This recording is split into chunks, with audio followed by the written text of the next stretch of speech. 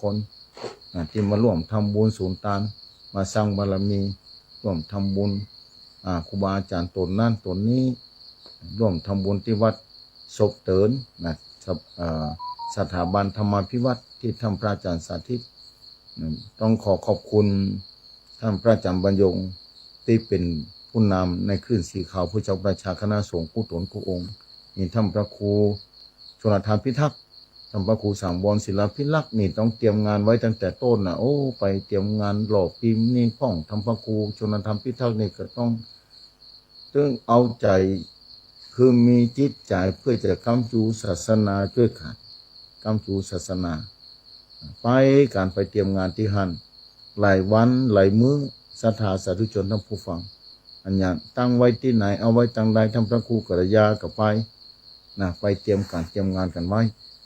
ญาติโยมศรัทธาอันนี้คณะสงฆ์กลุ่มหนึ่งได้ทำงานเพื่อเผยแพร่พระพุทธศาสนาจารย์ลงไว้ซึ่งประเพณีวัฒนธรรมหล่อเทียนพรรษาอาตมาได้หันแต่มันเป็นอ่อนน้อยพวกยังไม่ได้บวชเนรเตื้อไปให้ไปหอมกระเปิ่นสมัยก่อนแต่ก็บอกนึกว่ามาจูจรหลอดถึงหลายสิบปีถึงปัจจุบันนี้ก็ยังมีการหลอดเทียนพรรษาอยู่ก็นับว่าความมั่นคงของพระพุทธศาสนานั้นยืนยันและมั่นคงอยู่ในห้องหัวใจของญาติโยมศรัทธาเป็นอย่างดีหลายที่หลายแห่งบางคนบ่ได้ไปให้หอมไปอยู่ที่บ้านไหว้สานุโมทนาแบบนี้เป็นที่น่านุโมทนาอย่างยิ่งศรัทธาดีใจตัวคณะศรัทธาที่โทรมาตัวหลังผมว่าบ่ได้ไปถ้าอาจารย์ได้ไปก่อไปถึงไหนนี่เป็นคำถามที่ศรัทธาที่มีความศรัทธาต่อพระพุทธศาสนาบอกว่าได้ไปกำลังเดินทางปิกมา เดินมาปิกมาถึงป่าสังไปแล้วมาถึงป่าสังไปแล้วญาติโยมศรัทธาสาธุชนทั้งผู้ฟังนี่เมื่อมีจิตศรัทธาการหล่อเทียนพรรษานั้นเพื่อจะนำเทียนนั้นไปจุดเป็นพุทธบูชาที่จังหวัดชายแดนพุทธอีสานตอนใต้สุรินทร์บุรีรัมย์สุรินทร์ศรีสะเกษที่ทหารเขาฮบกันป้องกันแผ่นดินไทยไว้นี่จะมีข้าวสารตัวรถตู้40คันที่บอกไปภายที่ยังบ่ได้ลงชื่อลงนามติดต่อไปฟังธรรมครูอภิวัตนวิกรมแล้วก็สมุชัยวัฒน์ท่านเจ้าเพิ่นจะบอกแล้วคนที่ติดตามฟังเป็นประจำจะรู้เวลาจะได้เป็นอย่างไรอันนี้ศรัทธาสาธุชนที่อยากจะไปอยู่ก็ลองโทรถามไปทางพุทธโทรถามไปทางพุทธใครบ่ได้ไปจะฝากให้ฝากหอมไปกับฝากครูบาอาจารย์แต่ละตนแต่ละองค์ที่ออกรายการได้ฝากไปก็ได้นี่เพื่อจะนำเทียนพรรษานี้ในวันที่12นี้อันนี้จะไปตานที่ไกลศรัทธาบางคนดูไปไกลท่านอาจารย์บ่ได้ไปที่จังหวัดสุรินทร์จะไปไกลเนี่ยนั่งรถไปบ่ไหวถ้ามอกเจียงมานี่ก็ไปได้อยู่ที่เมืองฝางศรัทธาวันที่12วัดห้วยงูนายวัดห้วยงูนายวัดโสภณารามทำพระครูศรีรัตนคุณอยู่ที่หันตะวากับป้ากันอันนี้ก็อายุเต้าเดียวกันวันนั้นงานจะมาทำบุญอายุวัฒนมงคลท่านเจ้ากับแม่ตาเดินทางมาเหมือนกันพร้อมกันหลวงพ่อเจ้าคณะอำเภอฝางทำพระครูหลวงพ่อทำพระครูสุจิตานุรักษ์ครูบาหลวงพ่อครูบายี่แก้ววัดน้ำบ่อสาวาพระบัดอุดมเมตตามาเป็นประจำหลายครั้งแล้วท่านเจ้าได้มานี่ที่เมืองฝางคณะศรัทธาสาธุชนนำผู้ฟังภายที่ไปจังหวัดชายแดนปูนบ่ได้มันไกลเกินไปกับปากันไปที่อำเภอฝางนอกศรัทธาไปที่อำเภอฝางอำเภอฝางนี่วัดห้วยงูนายเวลาขึ้นไปจะมีทางซ้ายมือ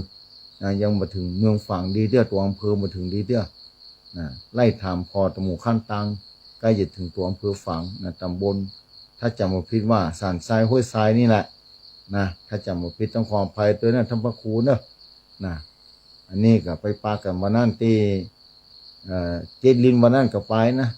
ปาทำพระครูก่อนนำอันนี้มาทำพระครูอภิวัตนวิกรมว่าผมจะได้ไปปุณไปนอนที่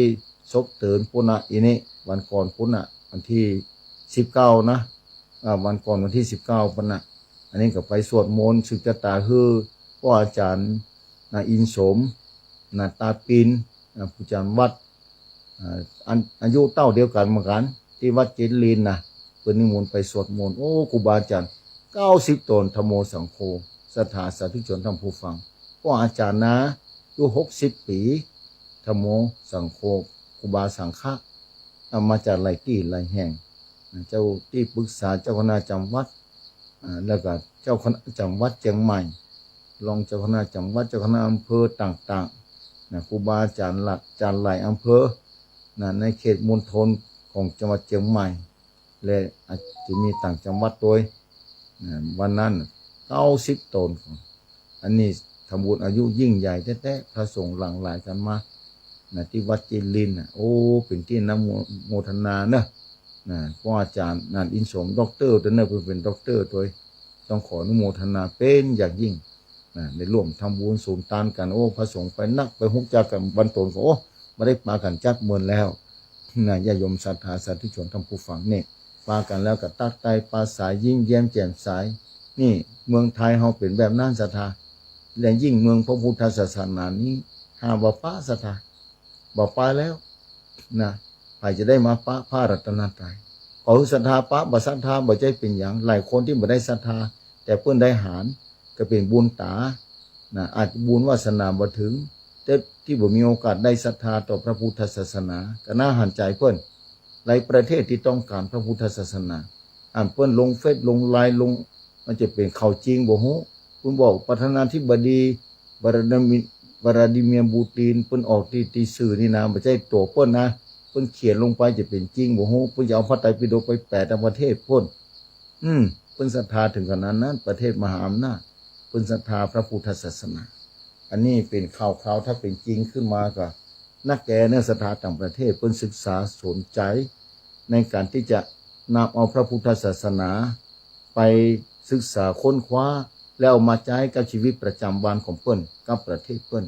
อย่างประเทศเฮาเหมือนกันทุกชีวิตกับเหมือนกันที่เกิดมาในโลกนี้ก็ทุกชีวิตมีความทุกข์ไปบ่พ้นผมว่าจะรวยขนาดไหนจะมียศถาบรรดาศักดิ์สูงใหญ่ขนาดไหนก็จ้างเถอะแต่ความทุกข์ย่อมมีอยู่ทุกคนนี่บ่พ้นศรัทธาว่าจะเป็นพระสงฆ์องค์เจ้าแต่ละตนทุกข์แต่คนละอย่างกันแล้วถ้าทุกสภาพร่างกายสังขารเหมือนเดียวกันศรัทธาบ่อย่างหนึ่งกับอย่างหนึ่งอันนี้ทุกเรื่องร่างกายแต่ทุกเรื่องจิตใจนี่หลายเรื่องหลายเล่ายิ่งเป็นผู้ปกครองดูแลโอ้ต้องดูแลอย่างประเทศชาติเป็นต้นนี่โอ้อีกหลายเรื่องหลายเล่าแต่ถ้าเป็นไปด้วยศีลด้วยธรรมแล้วซ้ายศรัทธาความทุกข์ก็เหลือน้อยความสุขก็เพิ่มขึ้นนักบอกว่าประเทศใดๆในโลกนี้ถ้านำหลักธรรมในพระพุทธศาสนาไปใช้ไปประพฤติปฏิบัติประเทศนั้นชาตินั้นย่อมมีความสุขเกิดขึ้นเป็นแน่แท้เพราะฉะนั้นหลายคน ขออภัยอย่างยิ่งอากาศเย็นบนดอยฝนตกทุกวันไปทางลุ่มตะวันฝนมาใจตกที่ศพเตือนกับฟ้าเปิดเป็นบุญเป็นวาสนาอย่างยิ่งฟ้าเปิดฝนมาได้ตกเดินทางมาระหว่างทางกับมันมีฝนตกแต่ปิ๊กมาที่วัดพุทธศิคิริโอน้ำนองน้ำขังเป็นที่ข้างต่างฝนยังมีอยู่นี่บนดอยฝนยังมีอยู่ศรัทธาหลายที่หลายแห่งฝนตกยิ่งแม่ฮ่องสอนแถมโอ้ฝนตกฝนดีปีนี้แต่น้ำบอกเคยนองกับเต้นมันนองเต็มที่ที่พุทธศิรินองแล้วเนี่ยมาโอ้ถึงเรื่องความเป็นไปของพระพุทธศาสนาในยุคกึ่งพุทธกาลเนี่ยศรัทธาไทยพ่องได้ศรัทธาไทยพ่องได้กราบไหว้บูชาถือว่าเป็นบุญอย่างยิ่งเพราะว่าเป็นความจริงของธรรมชาติที่พุทธเจ้าได้ค้นพบศรัทธาสาธุชนทั้งผู้ฟังเป็นอันแต่แก่โยมศรัทธาตอนนี้ต่างประเทศเศรษฐีหลายคนแอบมาปฏิบัติธรรมที่ประเทศไทยนี่แอบมาปฏิบัติธรรมศรัทธาแอบมาปฏิบัติธรรมมาศึกษาว่าเป็นอย่างไรเปิ้นรวยแล้วเปิ้นยังทุกข์ใจอยู่ความทุกข์มันเกิดขึ้นจากอันอย่างกันแน่เนี่ยศรัทธาสาธุชนทั้งผู้ฟังแล้วเป็นชาวพุทธเนี่ยแต่ว่าก็ไปหลอดเตียนที่ลำปางพุ่นสถาบันธรรมาภิวัตน์ญาติโยมศรัทธาหลายปีก่อนพุ่นกันตอนนี้ก็เปลี่ยนแปลงไปนักท่านอาจารย์สาธิตเปิ้นก็ปลูกต้นไม้ต้นตอก ปลูกภายปลูกอะไรหลายๆประการมีโครงการหลายอย่างต้องอนุโมทนาตัวที่มีจิตใจปลูกต้นไม้เนี่ยไปหารแล้วก็ชื่นใจแต่ก่อนต้นไม้อยู่ห่มมาได้ตอนนี้อยู่ห่มได้แล้วนะกินได้ตัวหน่วยถ้าออกนี่เป็นแบบนั้นศรัทธาเพราะว่าต้นไม้แต่ละต้นนั้นผลิตออกซิเจนนะให้แก่ชาวโลกให้แก่ทุกคนในโลกนี้ไผ่ตุกปลูกต้นไม้ต้นหนึ่งถือว่าได้ยังชีวิตให้มนุษย์และสัตว์ต่างหลายให้ดำเนินไปได้สะดวกขึ้นมาบ่น้อยเหมือนกันเพราะว่าโลกมันร้อนตรงวันนี้เวลาฟ้าเปิดมาปุ๊บเนี่ยอากาศรังสีนะอุลตราไวโอเลตหรือรังสี UV ลงมาแผดเผาบนผิวหนังของคณะศรัทธาของคนทุกคนนะถ้าเปิดเสื้อแล้วมันจะดำปิดดำปีบ่เหมือนสมัยก่อนเนี่ยญาติโยมศรัทธาสาธุชนทั้งผู้ฟังสมัยก่อนไปอย่างนึงอันนี้มาจากภัยธรรมชาติที่มนุษย์ทำขึ้นมาเลยประกระทบธรรมชาติได้เกิดขึ้นแบบนี้เพราะจานโอโซนนั่นน่ะมันเบาบางลงไปแล้วนะจานโอโซนเนี่ยทำให้อากาศมันร้อนนะถ้าดวงอาทิตย์แผดเผาลงมาสอดส่องลงมาบนโลกนี้เครื่องกรองมันเบาบางเครื่องกรองมันแน่นอย่างตะกอนนะเพราะว่ารังสีที่ผ่านนะจานโอโซนนะมันผ่านได้ง่ายขึ้นเพราะจานโอโซนมันเบาบางไปเพราะว่าความเผาผลาญนะต้องไอเสียพ่องสปะอย่างที่เผาไหม้ในโลกนี้บนโลกผิวโลกเนี่ยขึ้นไปสู่จานอากาศทำให้จานบรรยากาศมันก็เสื่อมเสียเนี่ยศรัทธาสาธุชนต้องผู้ฟังเลยแต่จะเสื่อมเสียจะได้ก็ตามศรัทธาโลกจะอยู่ต่อไปได้แห่งเป็นแสนเป็นล้านปีอยู่หลายล้านปีอยู่ศรัทธาเลยเพราะว่าพระพุทธเจ้าเห็นเหลืออย่างองค์หนึ่งอยู่ยังไม่ได้มาเตอร์เฉพาะกับนี้นะมีพระนะอัญญเมตไตรเจ้าจะมาให้องค์หนึ่งอยู่ศรัทธาสร้างสมบารมีไว้ดีแล้วยังไปหลอดเตียนตะวาเนี่ยโอ้คนเฒ่าคนแก่อายุ70-80 ปี90โอ้อนุโมทนาคือชื่นใจไว้เนี่ยศรัทธาต้องไปหลอดเตียนเนี่ยที่บ้านตัวเก่ากับมาลาดที่อื่นกับบ่เว้นนะไปหูที่ไหนไปบ่ได้10 นิ้วไว้3 วันตากับไว้ปูจา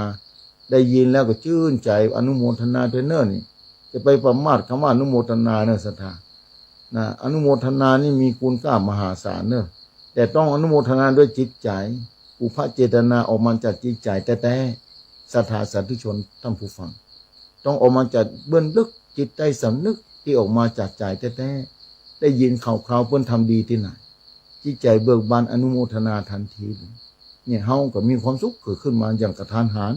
ความสุขไม่ใช่เด็ดซ่องง่ายๆความสุขเกิดขึ้นมาอย่างกระทันหันเพราะว่าเฮาสามารถทำจิตใจอนุโมทนาบุญที่เพิ่นทำแล้วเฮาอนุโมทนากับเพิ่นได้เนี่ยศรัทธาสาธุชนยินดีในผู้อื่นทำความดีนี้ศรัทธาสาธุชนบุญก็เกิดขึ้นทันทีบุญมันเป็นแบบนั้นเนี่ยเพราะฉะนั้นอย่างอู้ถึงตะเกียว่าต่างประเทศเนี่ยแอบมาปฏิบัติธรรมเนาะเดินตามมาเนี่ยไปเจอไปพอนะว่าพระดาจำตองพ่องนายสาขาต่างๆที่มีพระสงฆ์องค์เจ้าเปิดสำนักปฏิบัติธรรมที่เพิ่นอู้ภาษาต่างประเทศได้มันจะมีไกด์ปามาบอกมาศึกษาเรียนรู้ว่าต่างประเทศเพิ่นพัฒนาแล้วเป็นจะได้ประเทศที่พัฒนาแล้วความทุกข์ยังเกิดขึ้นอยู่ล่ำฝ่ายมีอยู่ข้อยังแต่ถ้าประเทศเฮานี่ก็เป็นประเทศที่แปลกประเทศไทยนี่ตมาว่านะเก้ากับผมตมาเพราะมันแปลกจะได้ประเทศที่มีพระพุทธศาสนาญาติโยมศรัทธาประเทศที่มีพระพุทธศาสนาหล่อหลอมจิตใจผู้คนมากี่พันปีมาแล้วศรัทธาในประเทศไทยนี่นะยืนยาวมาพอรอยพระบาทอันเป็นเครื่องหมายแต่วุ่นวายซับซ้อนอยู่ตลอดเวลาถึงวันเนี้ยพอก็ในประเทศเนี่ยว่าให้บัดนี้ก็มีการประท้วงมีการปฏิวัติพ่องมีการวุ่นวายอย่างไรแต่อยู่ได้ศรัทธาอยู่ได้จนทุกวันนี้ต่างประเทศก็ยกคือประเทศไทยนี่เป็นประเทศเนื่องที่ประเทศที่น่าอยู่เนี่ยมันแปลกตอนนี้ศรัทธาต่างประเทศเพิ่นยกคือประเทศไทยนี่นะเป็นประเทศเนื่องที่ประเทศที่น่าอยู่ที่น่าศึกษาที่น่าเข้ามาสัมผัสที่น่าเข้ามามาทัศนาพอว่าเมืองประเทศไทยแลนด์นี่มันเป็นจะได้พ่องเพิ่นอยู่กันอย่างไร ได้ทราบข่าวหูข่าวบางคนบอกเคยมากำเตือดอกที่แต่มาหูแบบนี้เพราะว่าลูกศิษย์แต่มาได้ครอบครัวฝรั่งเด้อได้เมียฝรั่งเศสพุ่นนะเพิ่นปามาเอี่ยววัดเป็นเตื้อนะมาแล้วเพิ่นจะถามแต่มาก็ถามเพิ่นว่าหูได้จะได้มาได้จะได้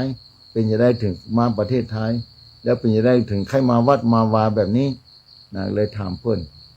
ก็รอบพระนะผ่านซื่อนะแต่มาจะยมศรัทธาแต่มาก็ดีใจว่าเพิ่นมีความสนใจนะบางเรื่องเพิ่นบ่ใช่หูถามเพิ่นไป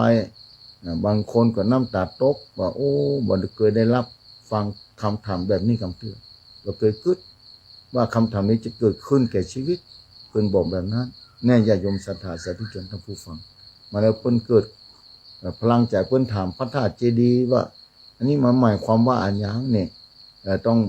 อธิบายให้เพิ่นฟังนะอธิบายว่าอันนี้มันคือพระธาตุมาจากที่ไหนเป็นจะได้ต้องไล่ตั้งแต่พุทธเจ้า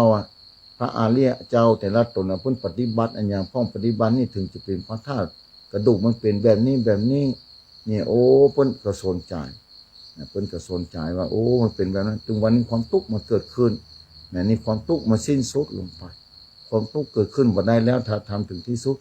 ในพระพุทธศาสนานี้เพิ่นฟัง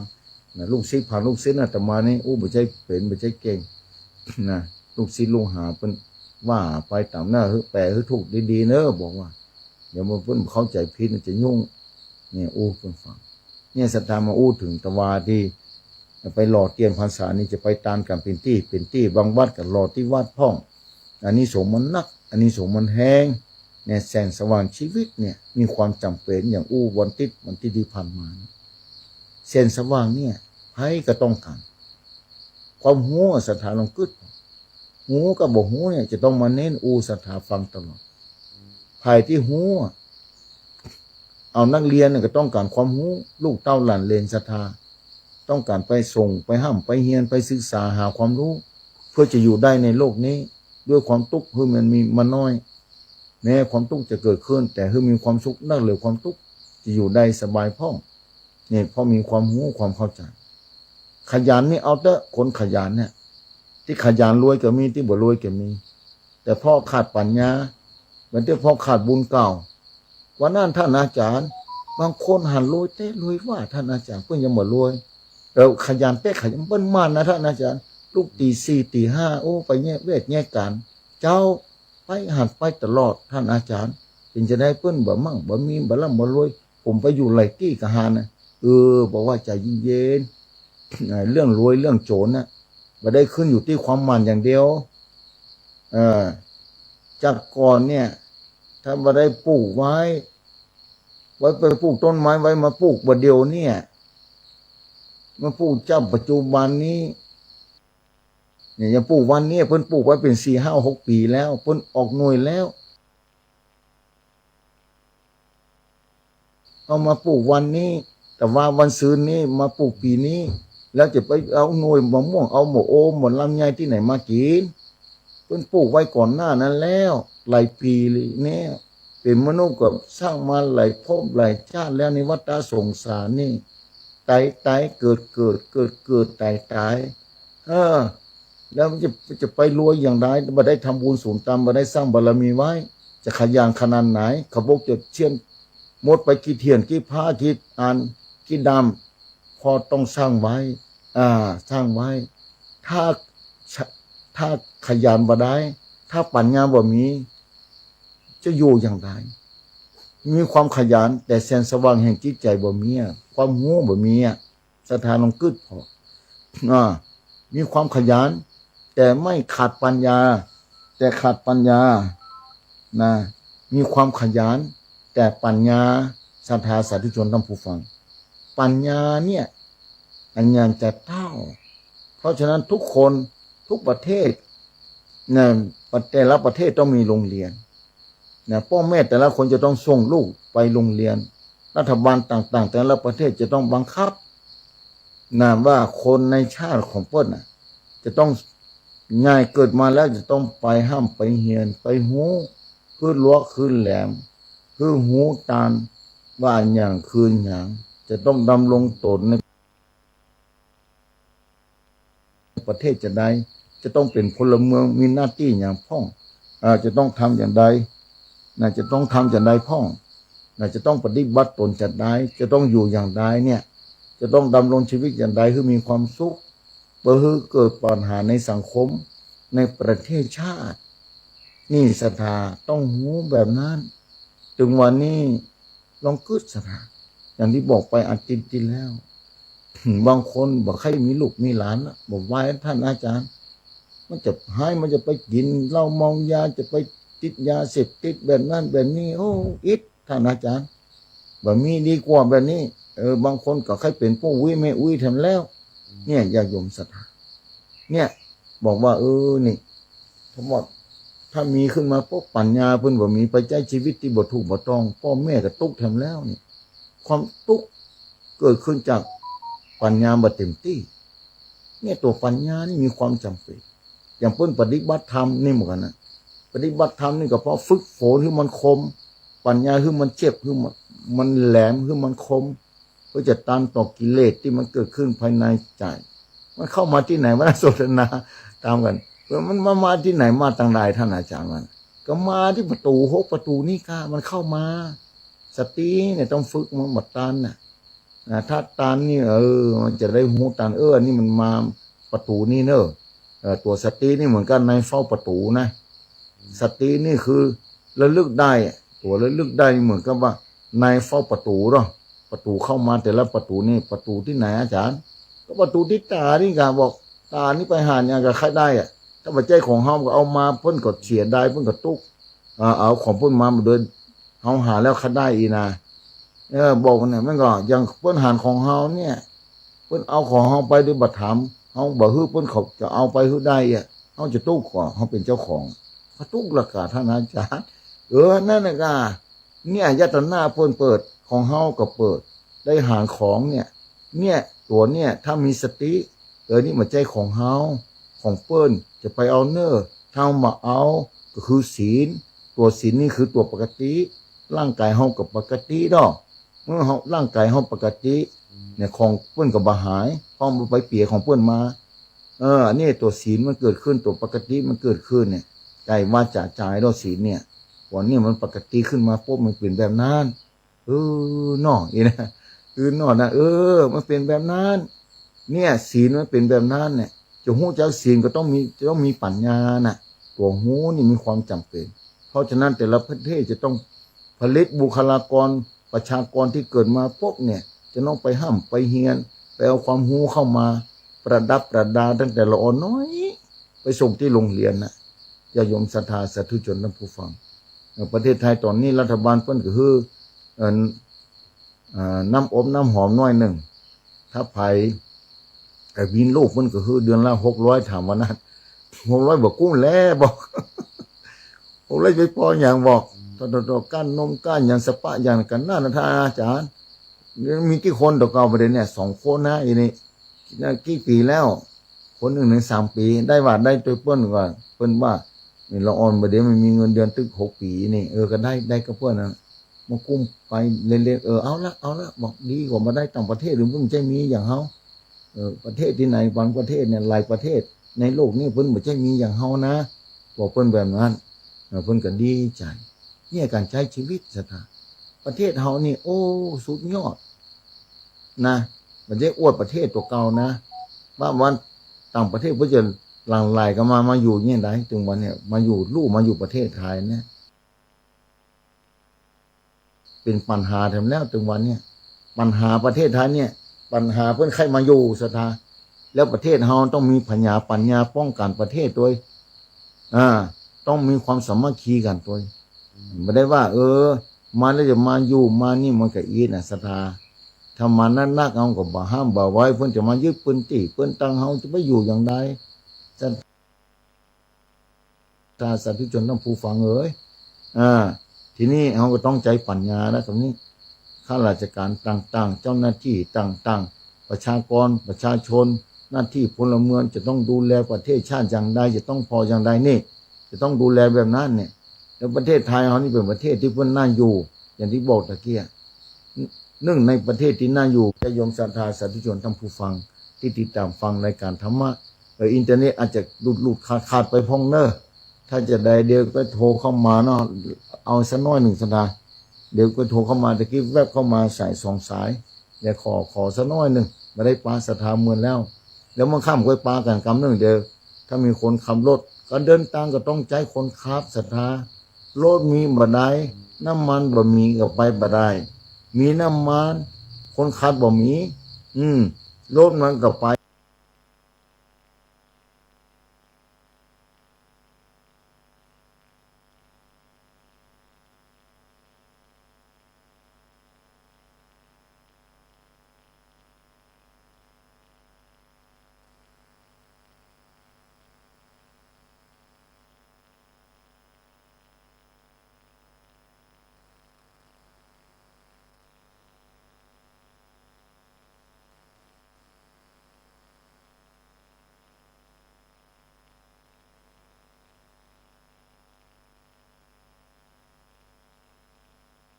นี้รถมันก็ไป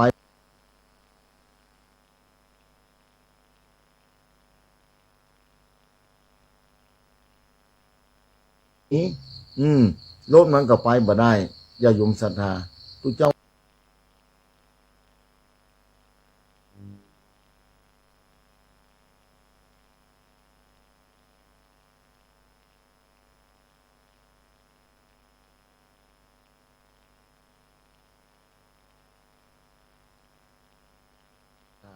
ทุกเจ้า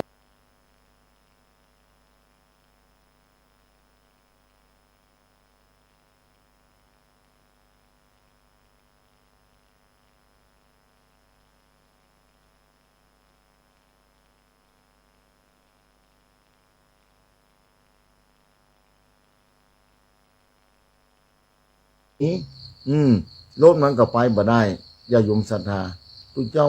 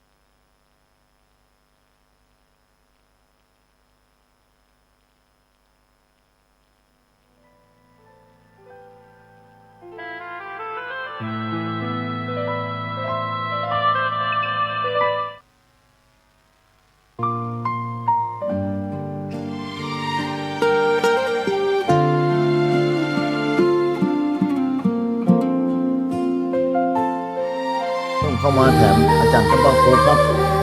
ถ้าจะได้ก็ตัดไปคนเดียวมันทางอินเทอร์เน็ตเพิ่นตัดไปเดี๋ยวเข้ามาได้แล้วเข้ามาได้แล้วเข้ามาแล้วในอินเทอร์เน็ตเข้ามาใหม่เอาหนึ่งแล้วเหลือก็การรับสายจะได้เชื่อมสัญญาณยังไม่ได้เชื่อมสัญญาณเตือนสถานเนาะ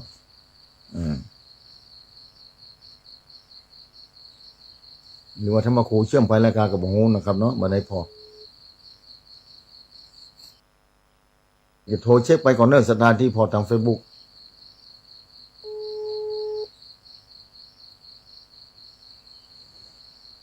เข้ามาทาง Facebook หนึ่งคนแล้วก็บอกว่าภายนอกหรือว่าทางสถานีวิทยุเชื่อมต่อเข้ามาแล้วกันอินเทอร์เน็ตมันหลุดไปกำหนึ่งแล้วอินเทอร์เน็ตมันหลุดไปเนอะสถาจะได้โทรแจ้งผลการรับฟังกำเนอะถ้าได้ยินถ้าทำว่าครูต่อเข้าไปแล้วนะต้องขออภัยเนอะสถาหลุดเข้าไปอินเทอร์เน็ตบักไข้แข็งแรงบนดอยเนี่ยเสาอากาศของวันทุกคอนะสัญญาณมันฝนฟ้ามืดตลอดเวลาศรัทธาต้องขออภัยอย่างยิ่งได้ครึ่งชั่วโมงปลายน้อยก็ยังดีเนาะศรัทธาสาธุชนท่านผู้ฟังเอาภัยที่ฟังอยู่ถ้าพอตังเฟ Facebook อยู่แจ้งเข้ามากับเนอพิมพ์เข้ามาว่าดังแล้วนะญาติโยมศรัทธาสาธุชนท่านผู้ฟังที่ติดตามฟังตาม Facebook นะตะกี้กับหลายคนที่เข้ามาพอตอนนี้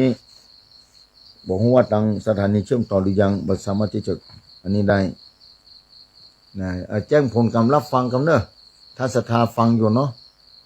ถ้าศรัทธาฟังอยู่แจ้งผลกำรับฟังคำหนึ่งนะคณะศรัทธาตังเมืองฝางนะต้องขอบคุณเนอะคุณโยมคุณนงพิชัยนาวันที่12เนอะตะกี้ก็ประกาศไปไผ่ใครไปตาลเตียน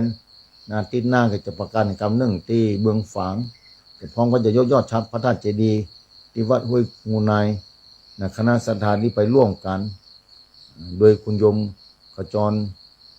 นะกิ่วแก้วที่เปิ้นไปคือไปสร้างด้วยกันการนำใส่บุญของคุณโยมคุณนงพิษต้องขออนุโมทนาตัวนี่มันในวันที่12กรกฎาคมที่เดือนหน้าที่จะมาถึงนี้นะศรัทธาสาธุชนท่านผู้ฟังไปติดตามฟังวิทยุอยู่โทรแจ้งเข้ามาเลยเนอะว่าธรรมโคตัดตอนไปเพราะว่ามันรูดไปตอนนี้เชื่อมต่อเข้ามาได้แล้วถ้าว่าเสียงดังเข้าไปทางสถานีอยู่โทรเข้ามาบอกคำหนึ่งโทรเข้ามาแจ้งผลกำรับฟังทางสถานีเนื้อ08926249999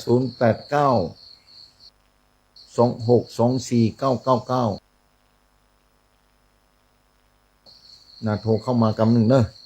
ถ่ายที่ฟังอยู่นะโยมที่ฟังทางสถานีอยู่เนาะ0892624999ญาติโยมศรัทธาที่ติดตามฟังอยู่ขอให้แจ้งผลกำรับฟังกำหนึ่งนี่ไม่หลวงไปแย่งการละกาตะกี้โทรเข้ามาแจ้งผลกำรับฟังจะโทรทำไปก็ว่าเสียงออกอยู่ก็ได้ตัดออกไปทางสถานีพ้นจากการตัดไปแล้ว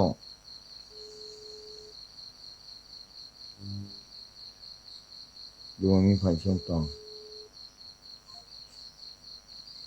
เอาคณะศรัทธาที่ฟังติดตามฟังสถานีมีอยู่ที่ฟอร์ Facebook 4ไลน์4คนที่เข้ามาทาง Facebook ถ้าว่ามีวิทยุลองเปิดพอว่าทางวิทยุนี่เพิ่นดับไปแล้วกะหรือว่าดังอยู่ก่อถ้าว่าดังอยู่ก็ได้แจ้งผลการรับฟังเข้ามาเพราะฉะนั้นจะต้องลารายการออกจากไปคือธรรมครูได้เชื่อมสัญญาณข้อมูลการเทศหรือทางรายการอื่นเข้ามาแทนที่เข้าสถานีเนาะบอกว่าได้ฟังอยู่ก่อนฮัลโหลเจริญพรดังอยู่ก่อนแม่หายไปดังอยู่ตอนนี้ดังล่ะแม่ดังล่ะบัดนี้ได้บัดนี้บทที่บ่มีเสียงก่ะท่านพระครูถ้าจะออกไปเนี่ยการถ้าจะอินเทอร์เน็ตมันรูดไปท่านพระครูเจ้าหน้าที่ถ้าจะออกไปเนี่ยอยู่ทางนอกเพราะว่าเชื่อมต่อเข้ามาแล้วประเด็นนี้นะโมทนาเนอะแม่เดือนเนอะสาธุเนอะสาธุมันดับไปเพราะว่าอาจจะไม่มีไฟเชื่อมต่อตะกี้หลุดไปเนอะตะกี้หลุดไปไม่สุกตาตะโพทลังเลยฮัลโหลเจริญปอนตอนนี้มันดังแล้วเนาะดังต่อแล้วเนาะดีเดียนุโมทนาเนอะแม่เนอะแม่สุเจริญปอนเนอะแม่สุแก้วตะโพทลังตอนนี้เข้ามาได้เลยเนอะสตาโทรเข้ามา0892624999ไผ่พ่องใครโทรเข้ามาอู้จ๋าเมื่อข้ามปากันแห่งกรรมหนึ่งเมื่อข้ามปากัน2 ทุ่มเป็นต้นไปเนอะตอนนี้อินเทอร์เน็ตเข้ามาได้แล้วแม่สุแก้วตะโพธารามขอบคุณเนอะที่โทรแจ้งผลกำรับฟังเข้ามาว่าได้แล้วเสียงดังเข้ามาแล้วญาติโยมศรัทธาต้องขอบคุณเป็นอย่างยิ่งเนอะแจ้งผลกำรับฟังวันที่12เนอะที่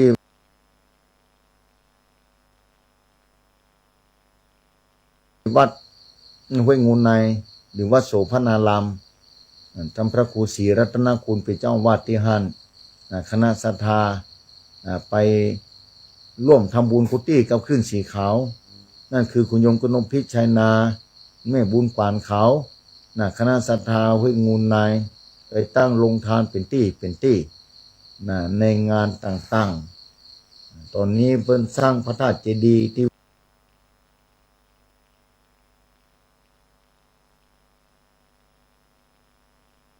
วัดจะได้ยอดชาเจดีย์วันที่12เดือนกรกฎาคม2569ภัยพ่องที่ฟังอยู่ตอนนี้บอกว่าแม่อายเมืองฝางใช้ประการก็ดีเมืองเป้าก็ดีแม่ริมก็ดีที่ไหนก็ตามที่ฟังแล้วก็มีโอกาสก็ขึ้นไปร่วมบุญกุศลด้วยกันกันว่า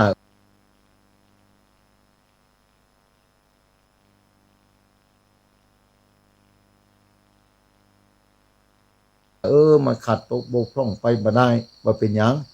อนุโมทนาเอาประมาทบ่ได้เนื้อคำว่าอนุโมทนานี่สาธุนี่นะอนุโมทนาเนี่ยดีใจตัวเนี่ยเก็บไว้วันละน้อยวันหนึ่งถ้าได้ฟังได้ยินเป็นโจกของคนคนนั้น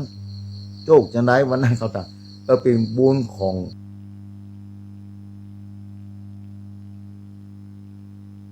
โจกบุญของคนคนนั้นมันจะได้อนุโมทนามาเชื่อมต่อได้แล้วใครป้องจะโทรเข้ามาอู้จ๋าได้เนอะ089262499โทรเข้ามาอู้จ๋าได้ตั้ง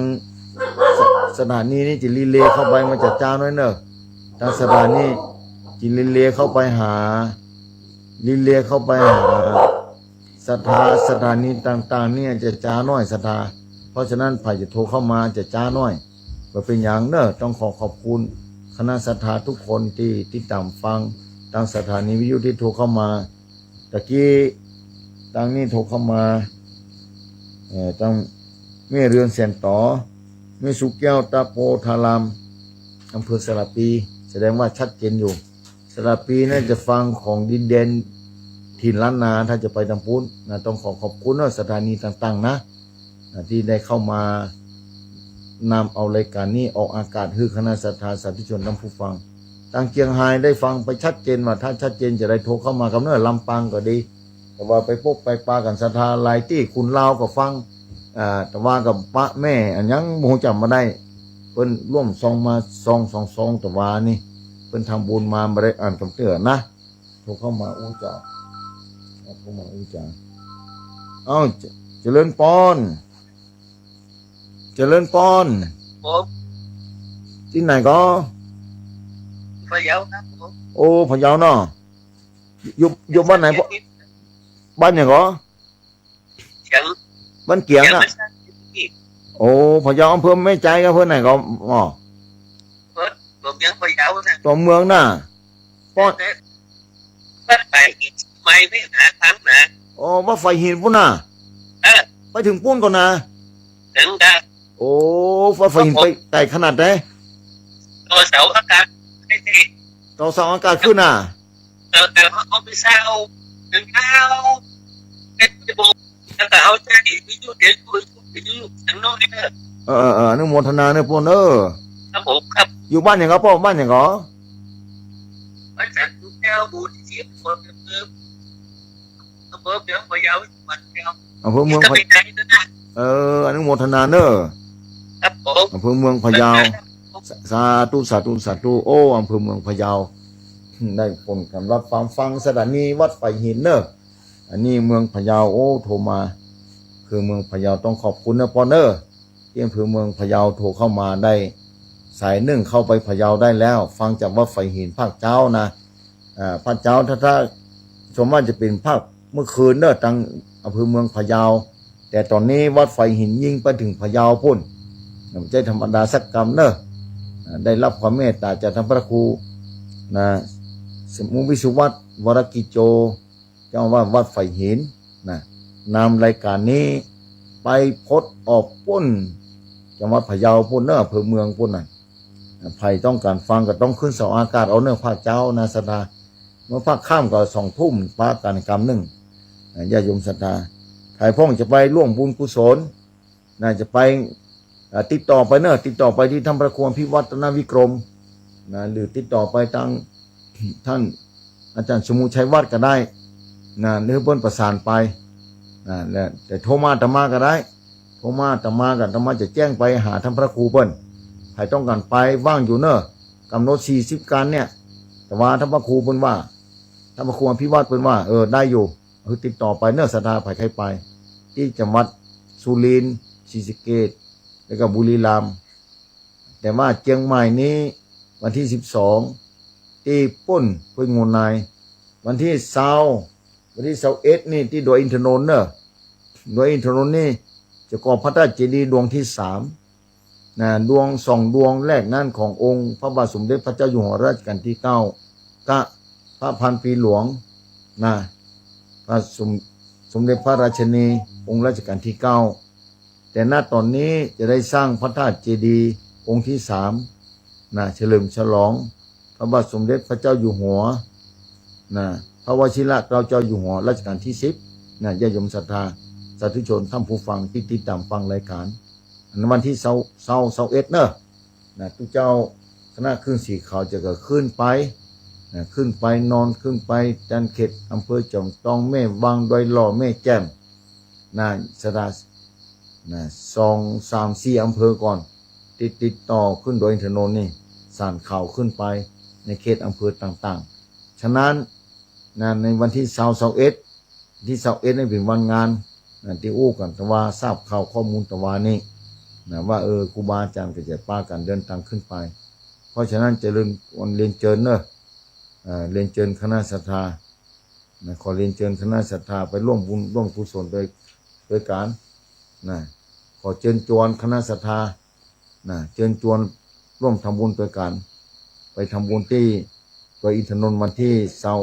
21ญาติโยมศรัทธาสาธุชนทั้งผู้ฟังใครจะโทรเข้ามาได้อยู่เพราะอินเทอร์เน็ตมันขาดหายคนนึงว่ามาได้จัดเล็กลุดไปแล้วก็08926249999โคดเข้าไปที่จังหวัดพะเยาปุ่นตะกี้แต่บางสถานีอาจจะลุดไปตะกี้เป็นกรรมต้องขออภัยศรัทธาด้วยเทคโนโลยีเอื้อเท่าใดนักเสาอากาศส่งสัญญาณเสาลักแม่ข่ายที่ส่งรับสัญญาณจากแม่ข่ายใหญ่มันมาค่ายแข็งแรงเท่าใดนักภาคเจ้าอาจจะได้อยู่แต่ภาคข้ามนี่จัดมาได้ต้องลงไปจัดที่จังลุ่มพ้นที่วัดปัตตังเจริญด้วยเมตตาธรรมของท่านพระครูอภิวัฒนวิกรมที่วัดปัตตังเจริญสถานีแม่ข่ายของคลื่นสีขาวอยู่ที่ห้านเพราะฉะนั้นญาติโยมศรัทธาใครพ้องที่จะเดินทางไปร่วมทำบุญวันที่12ก็ดีวันที่21ก็ดีก็เจริญพรเรียนเชิญ12นี่ที่อำเภอฝาง21นี่ที่ดอยอินทนนท์ญาติโยมศรัทธาเอาศรัทธาใครพ้องท่านบทโทรเข้ามาจะนำรายการพอดีศรัทธาเข้ามาหาจะนำรายการจัดทำผู้ฟังไปก่อนพบปะกัน2 ทุ่มเป็นต้นไปศรัทธาเมื่อค่ำนี้จะพยายามลงไปเพื่อได้ญาติโยมศรัทธาสาธุชนท่านผู้ฟังเจ้านี้อาจจะขัดตกบกพร่องพอเนื่องโดยอินเทอร์เน็ตว่าใครเสถียรเท่าใดนักต้องขออภัยจะขอนำรายการจัดทำผู้ฟังไปก่อนด้วยเวลาเพียงเท่านี้ก่อนท่านพระครูแล้วท่านพระครูขอนำรายการนี้ก็สัญญาณไปที่ในการสปอร์ตโฆษณาถ้ามีก็เมตตานำสปอร์ตโฆษณาของงานต่างๆออกคืออย่างโดยอินทนนท์เป็นต้นขอบคุณในเมตตาธรรมของท่านพระครูพิวัฒนวิกรมเป็นอย่างยิ่งในโอกาสนี้ญาติโยมศรัทธาสาธุชนท่านผู้ฟังที่ติดตามฟังรายการธรรมะภาคเจ้าขอนำรายการจัดผู้ฟังไปก่อนขอให้คณะศรัทธาญาติโยมมีแสงสว่างในห้วงหัวใจมีปัญญาเข้าใจดำเนินชีวิตที่ถูกต้องและดีงามขอให้บุญกุศลนี้เกิดขึ้นแก่ศรัทธาสาธุชน ที่ไปหล่อเตียนตะวาขอบคุณทุกคนคือเกิดพญาปัญญามีความสุขมีความสวัสดีมีความเจริญรุ่งเรืองในชีวิตสว่างสวายอย่างเตียนที่เกิดขึ้นอายุวันโนสุข